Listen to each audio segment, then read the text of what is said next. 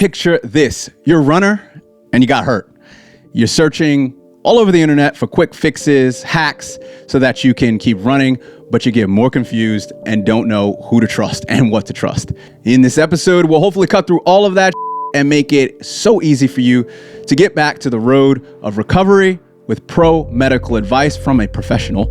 What you'll learn along the way of all this, diagnosis, short-term and long-term treatment of the following: runner's knee, IT band syndrome, and Achilles tendinopathy. Yes, not tendinosis, because that's not even a thing for most runners, and we will tell you why if you keep listening to this episode, and a bunch more. Oh, why should you believe me, and who am I? Well, I'm Darren D. Lake Runs. I've been running since 1994. I'm a 3-hour marathon runner and a 10-hour Ironman triathlon finisher, and still trying to get sub 16 minutes in the 5K. Still trying, TBD on that. And since 2012, I've been researching, experimenting, and talking to experts on how to get 1% better each day in my training, racing, and life, all to make it that much simpler and easier for you. I'll be joined by Sam Shearman, a Sydney-based physio/physical therapist who specializes in running-related injuries. She also developed the 10W2S 10 Weeks to Strength for Runners app. Enough from me. Let's go. Case number one, we have Sarah, who is a 32-year-old woman who has recently started running after being relatively sedentary. So she's been sitting around not doing anything. She's completed a Couch to 5K program. Everyone loves that. Is now running 3 to 4 times per week, but has been experiencing pain in her knee. Specifically, she reports pain around the kneecap, especially when going up or down stairs or when sitting for long periods with her knees bent. So with our framework that I've described, what would you diagnose her with? This sounds like patellofemoral pain syndrome, also known as runner's knee. All right. And what would be the immediate treatment? Oh, I see lots of these actually, and I always want to reassure the athlete or the patient, like, this is okay, this is normal, these things can happen with running, particularly more so with novice runners. Considering it's her first injury, a lot of it is education on how to balance running training. She's just finished the Couch to 5K program, which is, I think, is fantastic to have that gradual increase in time and kilometres. But I do see once they finish that program and they get, really confident and start running, 5Ks 4 times a week, and it's still rapidly loading up the structures in her knee, and that's what's led to this presentation. So a bit of education with the first session. Secondly, I don't recommend anti-inflammatories for all injuries, but this one would do well with a bit of ibuprofen. So I'd recommend ibuprofen twice a day, 5 days or so. And I prefer ibuprofen over other anti-inflammatories because it's better for your tendons. Then we'd look at doing a bit of quads release work, simply because when the knee's in pain, quads don't fire as well. We just want to get a bit of release work through there. Then we can start looking at strength. Now, my go-to exercise for presentation... Oh, hold on. Yeah? Sorry. So that was immediate treatment. So she came in for that first visit. Yes, yeah. And now, would you do strength even in that first visit? Absolutely. Oh, yeah. okay. All right, yeah. cool. So what we'd do with her is we'd get the ball rolling with strength. I'd likely get her doing a wall sit. Wall sits are a nice way to get some quads activation without actually stressing the knee joint. You just need to make sure the person has the feet far enough in front of their body so when they sit down into the squat, they're not compressing the knee joint because we already know it's inflamed. What would ongoing treatment and strength training program be for Sarah? So the best evidence with patellofemoral pain syndrome is strengthening the quadriceps as well as the glute medius, so hip stabilizers. So a lot of her training will be around that. You usually start with something less functional, and then you want to then progress into function. So you may start off with side-lying leg raise with a band to start getting some work through the glute medius, and also, again, your wall squats, split stance wall squats, eventually moving into exercises such as the Bulgarian split squat because it's targeting both our key muscles, the quads and the glutes. Anything else you want to say that people might not know about runner's knee? Well, in runner's knee in general, it's an umbrella term, so it's not it's considered a clinical pain syndrome, so it's not one specific structure that we can blame for this presentation, but it may be the cartilage is a little bit irritated, it may be that there's some joint inflammation, even the neural structures, whether or not they're a bit sensitive at the moment, but it's a combination of factors which leads to this presentation. Right now is the part where I go, hey, if you're not feeling this, make sure you subscribe, rate, share it out with your friends about how amazing this is, rah, rah, rah, rah, rah. All right. while you should go out and do that anyway, how about I actually give you something that will help you? Is the running, health and fitness, and endurance sport internet too much sometimes? Is it too much conflicting content on how to train right? Or you just don't have time to read and watch the latest trends on how to, carb cycle for your next marathon? Don't worry. I'll take care of that for you by showing you how to train, race, and live 1% better consistently. To do this, just sign up for my free newsletter, OPB. I figure out this whole 1% better thing so you don't have to by scouring the endurance sport's deepest and darkest corners of the internet.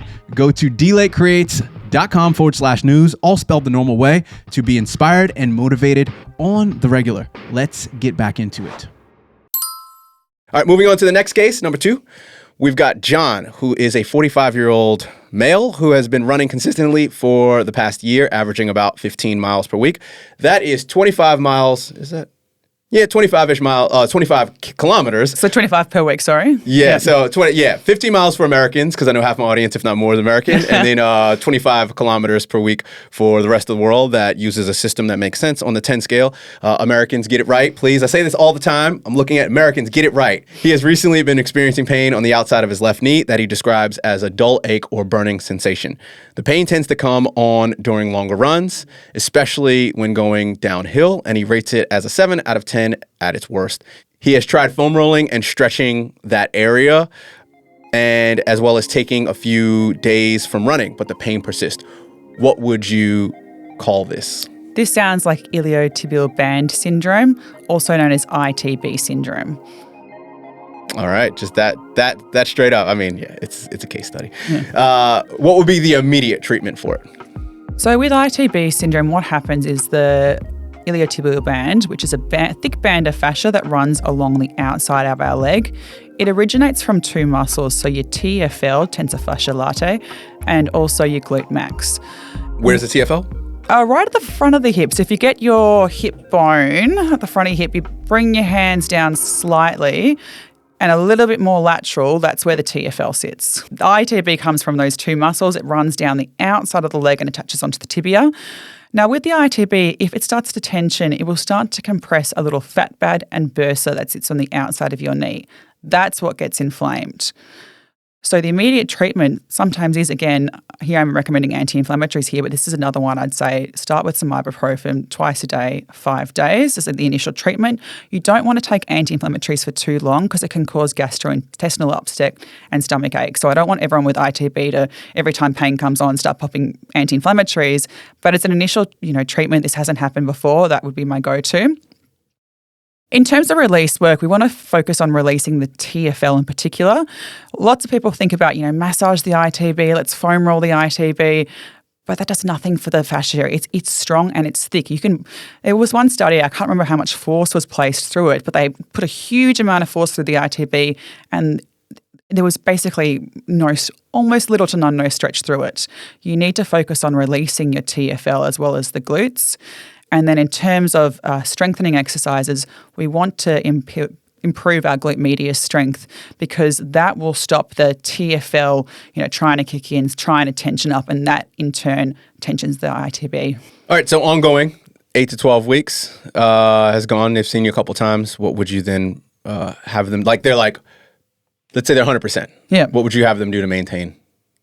Oh, I'd make sure they're maintaining their strength. So with the more strength with ITB syndrome, you want to start with, your simple glute exercises. You want to do them with your knee extended, such as like a side-lying leg raise, because anything like clamshells and whatnot, while the knee is bent, it's going to be painful. So you want to do your glute exercises with a long leg. And then as we progress, they begin to become more functional. Bulgarian split squats work well here. Again, pain needs to be minimal, nothing more than a 3-4 out of 10. All right, case number 3, the last one, Lisa. We have Lisa. She is a 30-year-old hardcore endurance athlete who trains and competes in various endurance events, including marathons, triathlons, and ultramarathons. She typically trains 2 to 3 times a day, including running, cycling, and swimming, and strength training, and has been doing so for the past 5-6 years. However, she has been recently experiencing pain and stiffness in her Achilles tendon, especially in the morning or after prolonged periods of sitting. The pain is localized to the back of her heel at the bottom of the heel and rates as a 4 out of 10 at worst. Asterisk. She actually had one of the worst issues with it about 4 weeks ago. She decided to wear her 0 millimeter flats on concrete and do a 1 mile time trial, and then do sprints uphill right after that. Oh dear.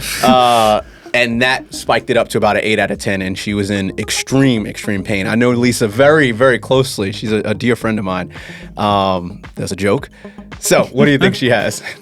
Sounds like an insertional Achilles tendinopathy. And the difference between a mid-portion and an insertional Achilles tendinopathy, it just depends on where the area of pathology or tendinopathy is. The insertional one is where the tendon wraps kind of under onto the calcaneus as opposed to the mid part of the tendon, and it affects how we manage them. All right. I have had this before, so I know a lot about this, but you're the expert. So what's the immediate treatment? She comes into your office. Yeah, what are you going to do? She's still at that high sort of 8 out of 10, or she dropped back down below. Where is she at with her pain at this stage? Sorry. So she was 8 out of 10 4 weeks ago. She thought it would go away, and it's really hovering between that 4 out of 5. 4 to 5 out of 10. Okay.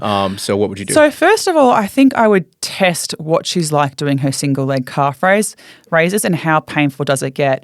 If it's getting quite, almost up at that 8 out of 10 while we're just doing, body weight calf raises or even weighted calf raises, I'd be starting with an isometric exercise. And that's the holding? That's the holding. Yeah. So an isometric exercise, once again, it's when you're holding a muscle contraction, but you're not moving the joint through range. So for her, if she's got high irritability, I'm getting her to do either a double leg or a single leg calf raise, hold it for 45 seconds, and then repeat 4 sets. Now, with this kind of injury, you can do this up to 4 times a day. It is actually relieving for tendon pain. If she is less irritable, I would get her straight onto, she's already in the gym, so I'd probably get her onto a heavy, slow resistance strength training program. And the exercises would look like, we could play around with it a bit, but things like calf raises on the leg press, calf raises on the squat rack, seated bent knee calf raises. You could do the standing calf raises, the standing bent knee calf raises. I usually pick 3 and make sure they're not back to back, so you kind of fit them in with your other exercises that you're doing.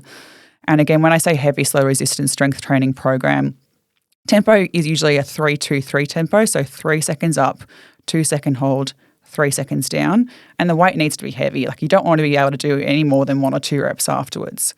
Furthermore, because the tendon is insertional, you don't want to be doing, like if you're standing on a step and letting your heel drop down, reason being as the heel drops down, it places more compression on that insertion of the tendon, and the tendon won't like that. So for an insertional Achilles tendinopathy, you're doing these calf exercises where the heel lands flat back on the ground. What would the follow-up be over the next 1 or 2 years? Even we've gotten it tamed. She can increase her load, which is volume and intensity. Yeah. She's now running 100 Ks a week or whatever she's doing, smashing herself. What would you say to make it never go back to that? Shoe choices, heel drop, any of that? Oh, yeah. I still like runners to vary, provide variation in what shoes they're wearing. But if it's, again, more irritable, you do want to have a higher heel. Whereas if you're constantly running in a flatter heel drop, it's going to place more stress on the tendon. So I think if you're wanting to protect longevity is obviously have a shoe with a bit more of a stack, but be mindful if you're going to make any rapid changes from one to another. Hopefully by this stage, the athletes had a bit of education on how to manage these things when they tend to pop up, because sometimes they pop up, go away, and then pop up again, and you need to be really well aware with what you're doing in your training.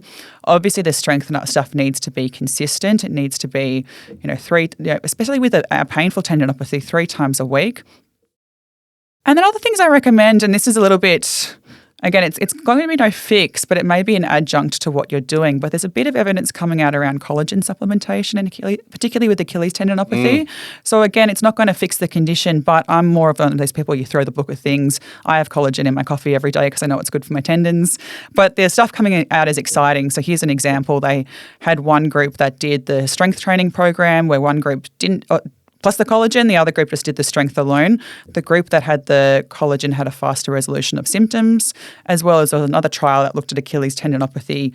One group took Voltaren, which again is an anti-inflammatory. The other group took collagen, and the group that took collagen, again, had a faster reduction in pain levels.